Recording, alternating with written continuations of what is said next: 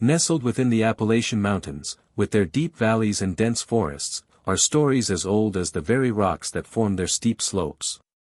Our story begins here, in the secluded setting of McDowell County, West Virginia, around 1923, where generations of families had been isolated from the outside world for decades. The Hollister family lived in a small log cabin at the end of a road that became impassable during the harsh winter. The cabin's isolation was so complete that for 4 or 5 months a year, the Hollisters were the only people they saw. This perfect solitude would set the stage for a tragedy that would unfold over generations. Jeremiah Hollister, the family patriarch, was a tall, bony man with a thick beard and piercing blue eyes. Widowed at 42, he was left to raise his daughter, Martha, alone. Martha had delicate features, inherited from her mother, Sarah, who had died in a difficult childbirth when the girl was just 6 years old. The baby, a boy, also did not survive. Since then, father and daughter lived in that small, isolated cabin. Their nearest neighbors were almost 10 kilometers away, and visits were rare. The pastor of the small church attempted to visit them once a year, usually in the summer. He observed that Martha, now 14, appeared increasingly withdrawn, avoiding direct eye contact and keeping her arms crossed over her body. Jeremiah was always a strange man, says Elena Davis, now 93 and one of the few people still alive who knew the Hollisters. Even before Sarah's death, he seldom came to town. It was Sarah who came for supplies, always in a hurry, constantly looking over her shoulder as if afraid of being followed. Local residents commented on the peculiar dynamic between the father and daughter. On the rare occasions they appeared together at the village grocery store, Martha seemed to be a shadow, always a step behind her father, and only responding with monosyllables when someone tried to talk to her. The winter of 1937 was particularly severe in the mountains. It was during this winter that Martha, then 20, became pregnant with her first child. When spring finally arrived, she did not accompany her father into town. Rumors began to circulate when Jeremiah was seen buying baby clothes at the grocery store. "My daughter is expecting," was all he said, his face as emotionless as the mountain rocks. Suspicions grew among the community. Martha had not been seen with any man, and no one had climbed the mountain to court her. The community began to whisper increasingly dark theories. Finally, Dr. William Foster, the only doctor in the region, was called to the Hollister cabin on a rainy night in June 1938. Martha was in labor, and complications had forced Jeremiah to seek help. What Dr. Foster found in that cabin would haunt him for the rest of his life. Martha, pale and fragile, was giving birth to a baby girl whose facial features immediately signaled the experienced doctor to the possibility of consanguinity. The girl was born with several typical characteristics of children born from a close incestuous relationship, including heart defects, extra fingers, and a visibly underdeveloped jaw. She survived for only 3 days. Martha never revealed who the child's father was, but the doctor's suspicions were recorded in his diary, along with the disturbing observation that Jeremiah seemed more devastated by the child's death than would be expected of a grandfather. "He held her as if she were his own daughter," the doctor wrote. "He cried in a way that made me look away, as if I were witnessing something too intimate, too sacred in its perversity." In those isolated mountains, where the law rarely reached, it was not uncommon for families to marry among themselves, with cousins marrying cousins or uncles marrying nieces in an effort to keep land within the family. Yet even in this context, certain boundaries were respected. A relationship between a father and daughter was a taboo that few communities would tolerate. After the death of Martha's first daughter, a silence descended on the Hollister cabin. For almost a year, no one in town saw Martha. Jeremiah came down alone for supplies, avoiding any attempt at conversation. In April 1939, Martha was pregnant for a second time. The child, a boy named Elijah, was born at home with the assistance of a local midwife, Ida Mae Jenkins, who was called at the last moment. "That house had a strange smell," Ida Mae reported years later. "Something that reminded me of a wounded animal, a scent of despair and resignation. And when I saw the baby, I understood why. The boy was born with several visible deformities. His fingers were fused into a kind of claw, and his eyes were different colors, one blue like Jeremiah's, the other brown like Martha's. More concerning was the abnormally large size of his head, a sign of hydrocephalus. "That boy won't survive the winter," Ida May told Jeremiah, who simply nodded in response. Surprisingly, Elijah survived not just that winter, but the next 5 years. He never learned to speak more than a few disjointed words, and his movements were limited. Martha carried him everywhere, even when he became too big for it. During these years, Martha became pregnant 2 more times. The third child, a girl named Ruth, was born with less visible deformities, but her mental development was clearly compromised. The fourth child, another boy, was stillborn in 1944 and was buried in the small family cemetery behind the cabin. "That family always had problems with stillborn or early dying babies," explains Harlan Thompson, a local historian. Records show that the Hollisters came to the mountains in the 1820s, and since then, they have married almost exclusively among cousins. This pattern of consanguineous marriages created a concentration of problematic genes that manifested in increasingly severe ways. In 1945, tragedy struck the family again when Elijah, then 6 years old, succumbed to pneumonia during a particularly harsh winter. Martha was seen at the funeral holding Ruth's hand, who was now 4. Neighbors noticed that Martha appeared to be pregnant again. Martha's 5th child was born in June 1946, a girl named Sarah in honor of Martha's deceased mother. Unlike her older siblings, Sarah appeared relatively healthy. Her eyes were a deep blue, almost identical to Jeremiah's, and her early development seemed normal. Sarah's apparent normality brought a change in Jeremiah's behavior. He began taking her along when he went to town, exhibiting her with a pride that local residents found disturbing. He treated her as if she were his own daughter, not his granddaughter, recalls Clementine Parker, who worked at the grocery store at the time. He kept showing how smart she was, how quickly she learned, and the resemblance between them was undeniable. Same eyes, same face shape. As Sarah grew, it became clear that she had escaped the worst genetic consequences that had afflicted her siblings. At 5, she sporadically attended the local school during the warmer months. The teacher, Miss Abigail Wilson, noticed that despite some learning difficulties, Sarah was considerably more advanced than her sister Ruth. It was through Sarah that the outside world began to glimpse the true nature of life in the Hollister cabin. On a rainy autumn day in 1952, Sarah showed up at school with a visible bruise on her face. When questioned by Miss Wilson, the girl finally spoke. "Daddy got angry because Mommy didn't want to sleep in his bed anymore," she said with a child's disconcerting innocence. "He says Mommy is his, that she always has been since Grandma died." Miss Wilson reported the incident to the local sheriff, John Buchanan, but without concrete evidence beyond a child's account, he was reluctant to intervene. "Those mountain families have their own customs," the sheriff said. "It's not our role to interfere unless there's a clear and immediate danger." The winter of 1952 to 1953 further isolated the Hollister cabin. When spring arrived, Martha was seen in town with Ruth and Sarah, but she appeared worn down and older than her 36 years suggested. Most alarming was Jeremiah's absence. It was only in July 1953, when a hunter got lost in the mountains and passed near the Hollister property, that the truth came to light. The hunter, Joseph Miller, reported seeing a recent grave in the small family cemetery. The rudimentary headstone had Jeremiah Hollister's name carved on it and the date of his death, January 12, 1953. "I thought it was strange that no one in town knew he had died," Miller told the sheriff. "But the strangest thing was what I saw through the cabin window. Martha was sitting at the table with the 2 girls, and she seemed happy. It was as if a weight had been lifted from her shoulders." The summer of 1953 brought changes to the Hollister family.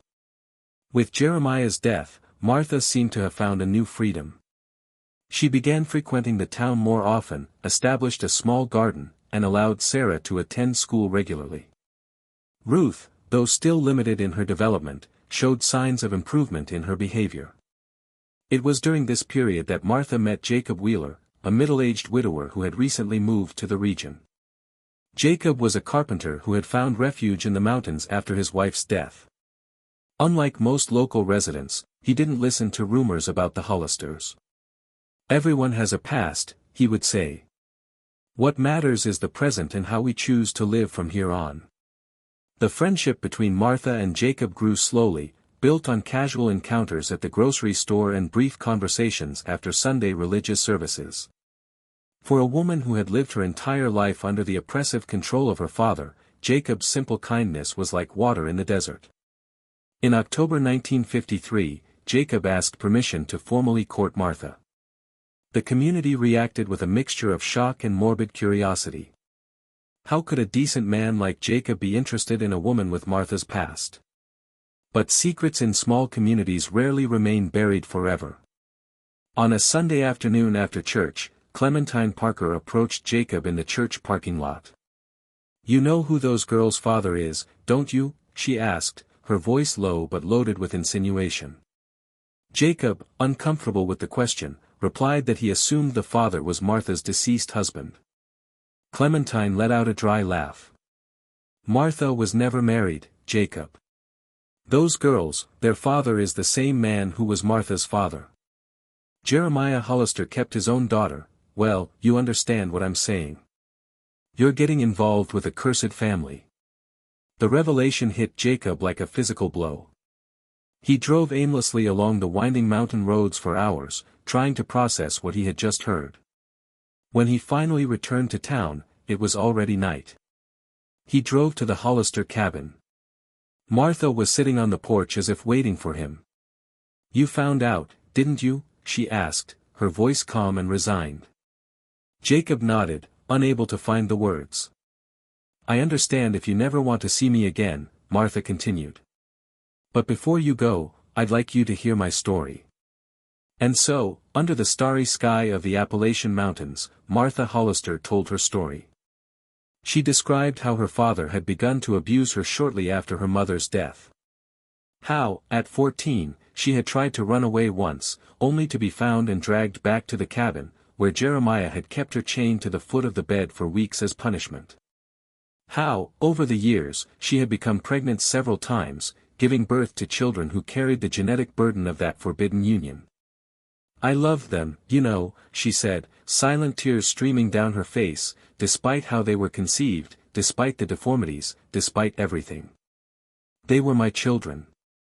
I just wanted to protect them, to give them some chance in life." Jacob listened in silence, his heart divided between horror at the story he was hearing and a growing compassion for the woman before him, who had endured more than anyone should. "And Jeremiah," he finally asked, "how did he die?"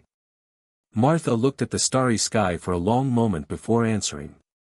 "The winter was harsh," she finally said. "He got sick.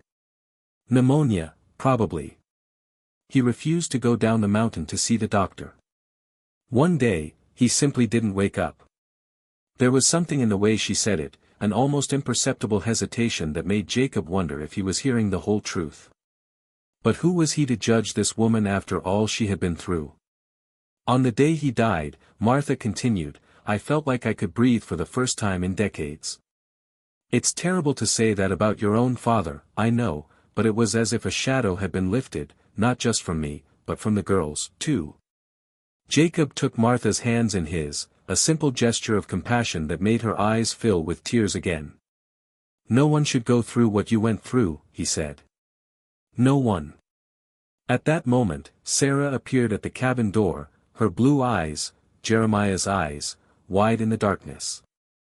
"Mommy," she called, her voice small and uncertain. Martha turned to her daughter. "It's all right, dear. Mr. Wheeler and I are just talking. Go back to bed." Sarah hesitated, looking cautiously at Jacob before obeying and returning inside the cabin. "She looks like him," Martha said softly.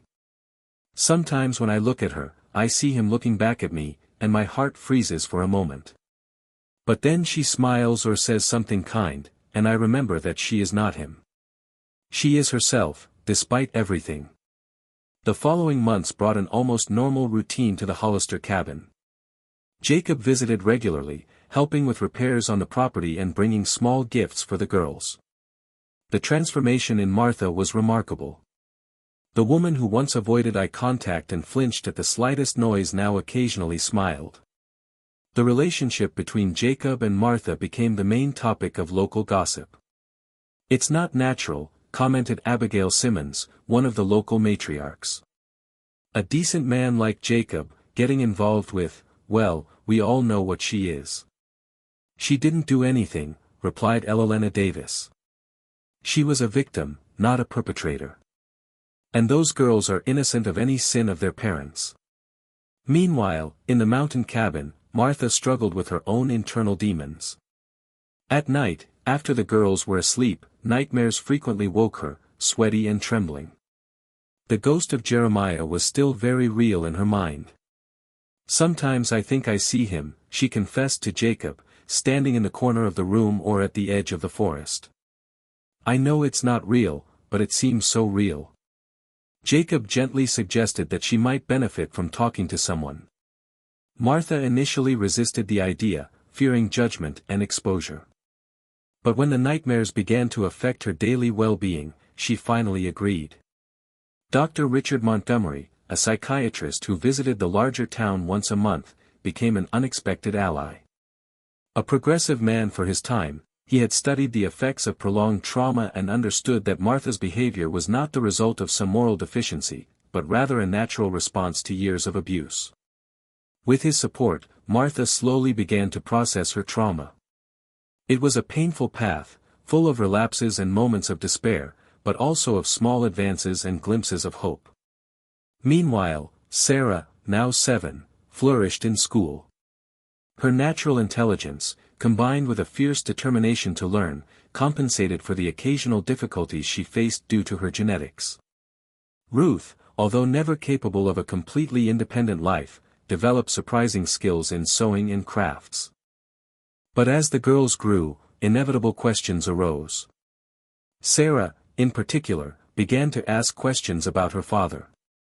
"Why don't I have a father like the other children?" she asked Martha one night. Martha froze, the glass of water in her hand trembling slightly. How to explain something so complex and disturbing to a child? "Your grandfather Jeremiah took care of us after your father left," Martha finally said, choosing her words carefully. It wasn't exactly a lie, but it omitted the darker truth. "And where did my father go?" Sarah persisted.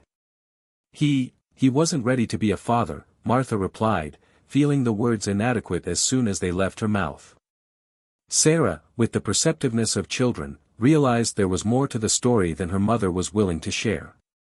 But like many children in complicated family situations, she learned not to press certain issues. In 1956, 3 years after Jeremiah's death, Jacob asked Martha to marry him. It was a simple proposal, made during a picnic in a sunny clearing near the cabin. Martha, taken by surprise, didn't respond immediately. "Are you sure?" she finally asked. "After all you know about me, about my past?" Jacob took her hands in his. "I know you, Martha. Not just your past, but who you are now. A survivor. A mother who would do anything for her daughters. A woman with more strength than anyone I've ever known." Martha looked at him, tears in her eyes. "I don't know if I'll ever be normal, if I'll ever be able to be a wife in the way you deserve." "I'm not asking you to be something you're not," Jacob replied gently. "I'm asking to build something together, at our own pace, in our own way." The wedding was a small ceremony held in the cabin itself with only a few guests. Life as Mrs. Wheeler brought a new sense of legitimacy for Martha in the community. For Sarah and Ruth, Jacob became the father figure they never had, patient, gentle, and encouraging. But the past has a way of resurfacing when least expected. In 1959, when Sarah was 13 years old, the same age Martha was when Jeremiah's abuse began, she found an old diary hidden in a box in the cabin's attic. It was her mother's diary, begun shortly after the death of her grandmother, Sarah. The yellowed pages contained the raw truth that had been carefully hidden from her, the true nature of her birth, the fact that her grandfather was also her father, the deaths of her older siblings due to genetic deformities caused by consanguinity, and her mother's silent suffering for so many years. When Martha found Sarah sitting on the bed, the diary open in her lap and silent tears streaming down her face, she immediately knew what had happened. A chill spread through her body, followed by a wave of nausea so intense that she had to lean against the door to keep from falling. "Is it true?" asked Sarah, her voice small and broken. "Grandpa Jeremiah was my father." Martha closed her eyes as if she could block out the reality of the situation. But when she opened them again, her daughter was still there, waiting for an answer that would change her life forever. "Yes," Martha finally said, the word coming out like a painful sigh. "Yes, it's true." The revelation of the truth to Sarah shook the foundations of the Wheeler-Hollister family.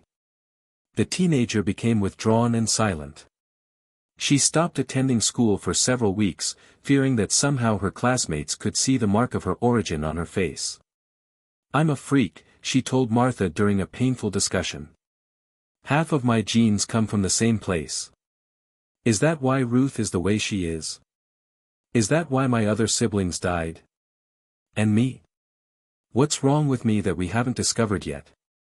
Martha, devastated by her daughter's pain but determined not to hide behind lies anymore, explained everything: the genetic risks of consanguinity, why some children are more affected than others, and the fact that Sarah seemed to have escaped the worst physical consequences. "But that doesn't mean I'm okay," argued Sarah. "What if I have children someday? Will they inherit this contamination?" It was Jacob who suggested they consult a genetics specialist. Dr. Benjamin Rosen, a Jewish doctor who worked at a university in Philadelphia, was known for his pioneering work in human genetics. After exchanging correspondence with him, the family made the long journey to Pennsylvania for a consultation. "You are not a freak, my dear," he said after conducting several examinations. "You are a young woman who had the misfortune to be born in difficult circumstances, but that doesn't define who you are or who you can become." He explained to Sarah how genetics works, how each person carries potentially problematic recessive genes, but these genes generally don't cause problems unless they are paired with similar genes from another parent. "If you marry someone with no genetic relation to your family, your children will probably be as healthy as any other child," he said. "The important thing is that your future partner has no connection to the Hollister lineage." The consultation with Dr. Rosen marked a turning point for Sarah. Although the truth about her origins was still painful, she began to separate that truth from her personal identity. She wasn't just the daughter of incest. She was Sarah Wheeler, having officially adopted Jacob's surname, a young woman with her own dreams and possibilities. Life in the mountain cabin slowly found a new balance. Ruth, now 18, continued to develop her talent for crafts. Her quilts and tapestries began to gain recognition beyond the local community. In 1962, Sarah, at 16, met Michael Prescott, the son of a university professor who had moved to the region to study the culture and music of the Appalachian Mountains. Michael quickly became her friend and eventually her first love. When Sarah finally gathered the courage to tell Michael about her family history, fearing his rejection, he surprised her with his response. "My father is Jewish," he said. "My grandparents escaped the pogroms in Russia.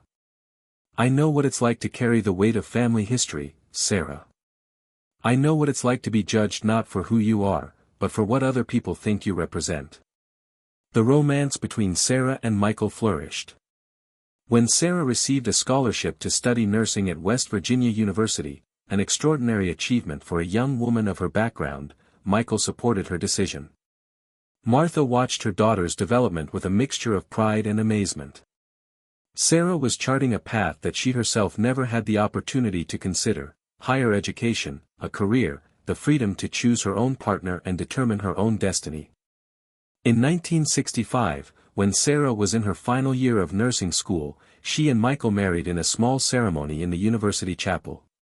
Martha, dressed in a light blue outfit, never looked as radiant as at the moment when she saw her daughter walking down the aisle toward a future that she herself could never have imagined. That same year, Dr. Montgomery suggested that Martha consider sharing her story more broadly. The field of psychology was beginning to recognize the prevalence and impact of child abuse and incest, topics that were previously almost completely taboo.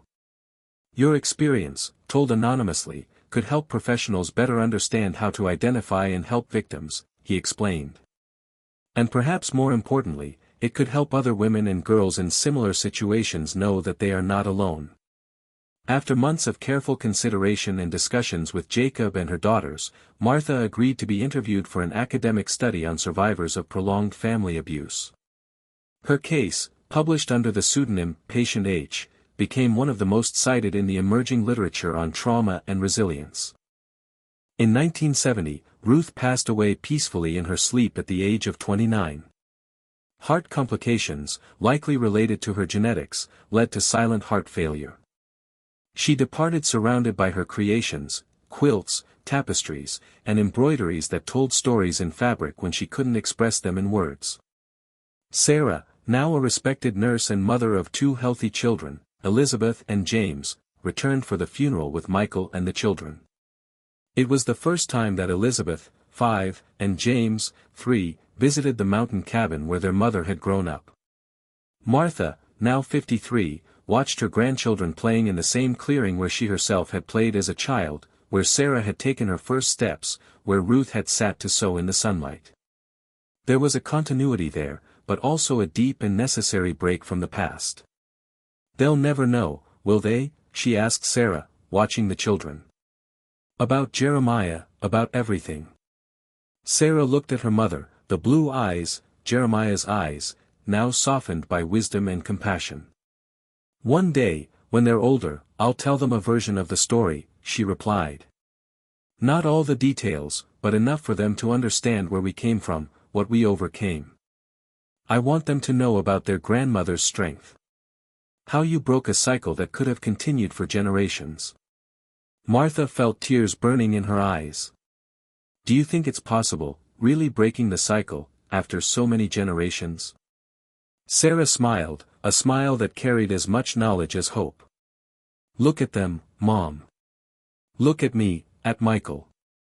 At you and Jacob. We've already broken it. In that moment, as the sun set behind the Appalachian Mountains, bathing the clearing in a golden light, Martha Hollister Wheeler finally allowed herself to believe that perhaps, just perhaps, the sins of the fathers need not be visited upon the children, and that with love, courage, and truth, even the darkest stories could give way to new beginnings. The years passed. The mountains remained silent witnesses to generations of pain and healing. The Hollister cabin, eventually abandoned after the deaths of Martha and Jacob in 1985, slowly returned to the earth. The small family cemetery became a peaceful place, visited only occasionally by Sarah and later by her children and grandchildren. The story of the Hollister Wheeler family now lives mainly in academic memory, in the archives of studies on family abuse and human resilience, and in the stories passed down through generations of Sarah's family. What was once a cycle of abuse and trauma became a narrative of overcoming and hope.